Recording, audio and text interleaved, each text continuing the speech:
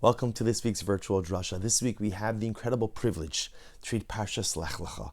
And Lecha is such a dramatic parsha. We're introduced really, fully to Avram Avinu. Although we met Avram at the end of Parshas Noach, that was much more in a genealogical sense. But it's in this week's parsha that we're truly introduced to the enormity of who Avram Avinu was, of what he was willing to do, a Lech Lecha Jew, a Jew who was literally willing to follow HaKadosh Baruch Hu blindly. HaKadosh Baruch Hu doesn't even tell him where he's going.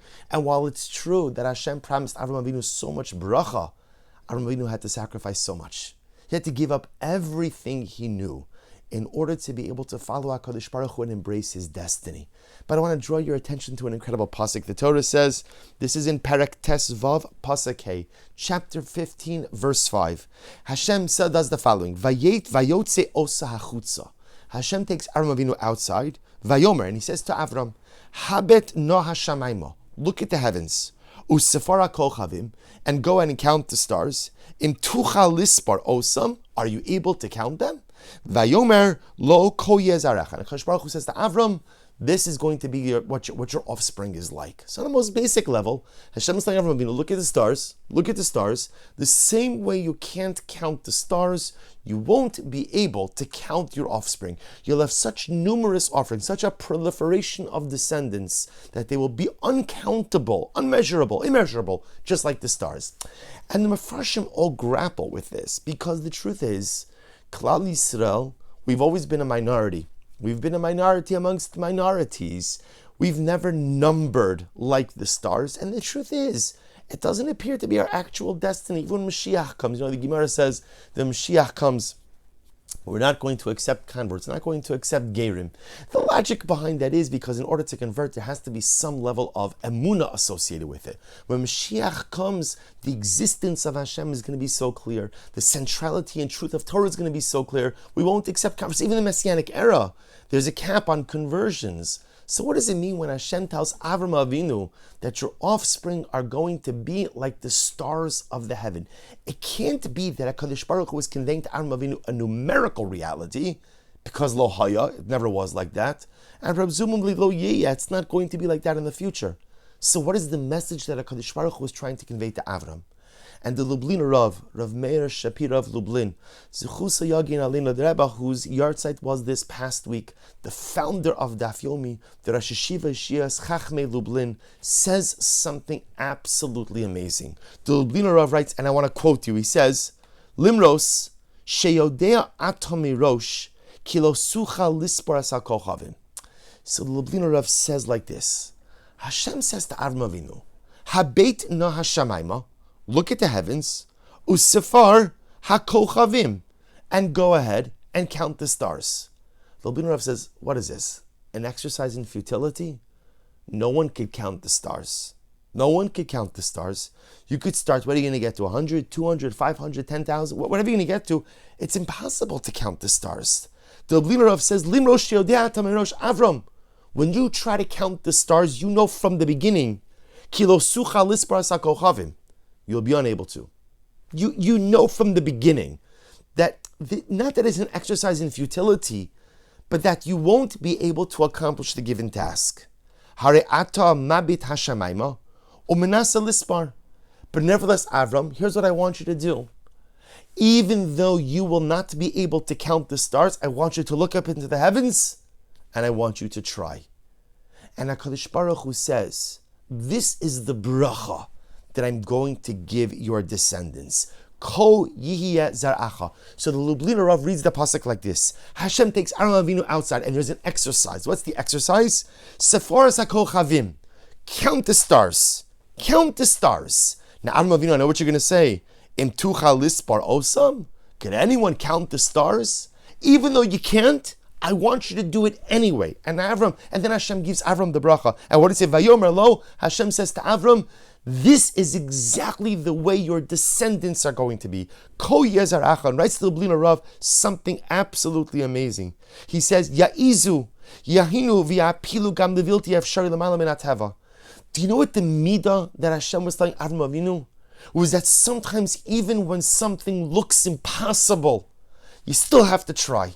Even when something doesn't seem feasible, you still have to put in the effort. Avram, count the stars. count the stars. And Akash Baruch Hu preempts the question. I know what you're going to say. It's impossible. Do it anyway. Do it anyway. Because Ko Yihi Zaracha. This will be the strength of your descendants. He says, Lamala min hatava, lo yamudu es harotzim b'midas hayecholes es hayechos midas harotzim. The Lubavitcher says something amazing. Do you know what the great strength of Klal Yisrael is? The great strength of Klal Yisrael is that we're willing to attempt the impossible. Now, it doesn't mean we always accomplish the impossible. And it doesn't mean that we always accomplish whatever we set out to do. But the beauty, the greatness, the strength of Klal Yisrael is a willingness to engage in something even if it looks impossible. And says the Lubliner Rav, that's what's happening over here. This was not a numerical promise. This was not Hashem telling Avraham Avinu, one day your offspring are going to be numbered like the stars. That's not true. It's not true. It never happened, never will happen. The bracha is the bracha of resilience. The bracha is the bracha of trying. The bracha, Avram, count the stars. It's impossible. Try anyway. Try anyway. Sometimes even that which looks impossible, you still have to attempt. And Avram, if you do this right now, the bracha I give you is the same way you have this midah, same way you have this character trait. Ko yihiyeh zar'acha. Your children will have the courage to attempt the impossible as well. Your children will have the courage, to go ahead and try that which looks beyond reach. They'll attempt. Sometimes they'll be successful. Sometimes they'll be unsuccessful. But at the end of the day, they'll have the willingness to try to count the stars, to try to accomplish the impossible. And this is the bracha that we, the children of Avraham Avinu, have. And I'll just mention, it's incredible that the Lubliner Rav was the one who said this, because the Lubliner Rav accomplished impossible things. They told Lubliner Rav had a vision for a yeshiva. Yeshiva Chachmei Lublin was not an ordinary yeshiva. It was a yeshiva with a dormitory, unheard of. It was a yeshiva that served meals, unheard of. It was a yeshiva that wanted to restore kavod to young men learning Torah, unheard of. They told Lubliner Rav, it's not going to happen. Too much money, impossible. The Lubliner Rav was willing to engage the impossible. And Daf Yomi, when people told Lubliner Rav came up with this idea, all of Klal Yisrael should learn the same Blat Gemara. Nah, come on, not going to happen. And what's going when they get up to Yevamis? And what's going when they get up to Nedarim? No one's going to do it. The Lubliner Rav had many haters, right? Many people who told him not going to happen. But the Lubliner Rav understood sometimes you have to try to count the stars. Sometimes you have to try to attempt to accomplish the impossible, even when everyone around you is telling you can't be done. That was the life of the Lubliner Rav. That was the life of Rabbi Meir Shapira. That was the life of Avraham Avinu. And that's the bracha that HaKadosh Baruch Hu gives to us, the children of Avraham Avinu. Dear friends, how many times in life do we have like an epiphany, a thought, a desire, a want, a dream, and I'm getting excited because I think I could accomplish something, and then that little voice sets in that says, impossible, can't be done, too far out of your reach. Be a bit more modest in your goals, be a bit more realistic in your aspirations. And that little voice, that first, it starts as a whisper, and then it gradually increases to a audible sound, and then it's yelling, impossible. You can't do it. And when we hear that voice, the other voice has to be HaKadosh Baruch Hu telling us, Ko Yezer Acha. Your Zayda Avraham Avinu counted stars. But it's impossible to count stars. You're right. But sometimes even when something is impossible, you have to try to make it happen nevertheless. Even when something seems out of reach, you still have to extend your hand as far as it goes. You know, there's another famous vart of the Lubliner Rav, fast forwarding a little bit. Same Lubliner Rav, Rabbi Meir Shapira of Lublin, says that when Moshe Rabbeinu was set afloat in the Nile, so he's in the basket. We all know the story. Fast forwarding a little bit, Chumash Mos. We all know the story. He's in the Nile. Miriam is following along on the banks of the Nile River, and Basya, the daughter of Paro, goes out to bathe in the Nile. She sees the basket. Vatishlach esamasa. She extends her hand, and Rashi HaKadosh quotes the Medrash that says the basket was out of reach. It was really out of reach. But she extended her hand, and a miracle occurred, and she was able, her hand extended, she was able to grab the basket. And again asks the Lubliner Rav, I don't understand. I'm sitting on one side of the room, right? My cup of coffee is on the other side of the room. It's 10 feet away. Am I reaching out my hand? Doesn't even make sense. Of course not. I'm not reaching out my hand. I know it's out of reach. There's absolutely no point in trying to grab it. So asks the Lublina Rav, why did the daughter of Paro even bother to extend her hand if the basket was so out of reach? And the Lublina Rav says the same idea. Because sometimes, even if something seems impossible, if you know that it has to get done, you have to try. It's impossible? Okay. Sometimes impossibility doesn't exempt you from trying. Sometimes impossibility doesn't exempt you from putting in the effort.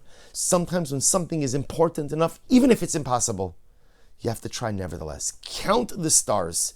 Extend your hand. Ko yihiyeh zaracha. That is the bracha that Hashem gives to Avram. The same way you counted the stars, you engaged, you tried to make the impossible occur, your children will have that same strength. Your children will have that same courage as well. So may we be zochem Yirtzeh Hashem, that if there are things we want to accomplish, and we get all excited about them, and then we begin to hear that voice that says, impossible, impossible, impossible. Remember that we are descendants of the man who counted stars. We are the descendants of the man who engaged to try to do the impossible. That's the koach we have.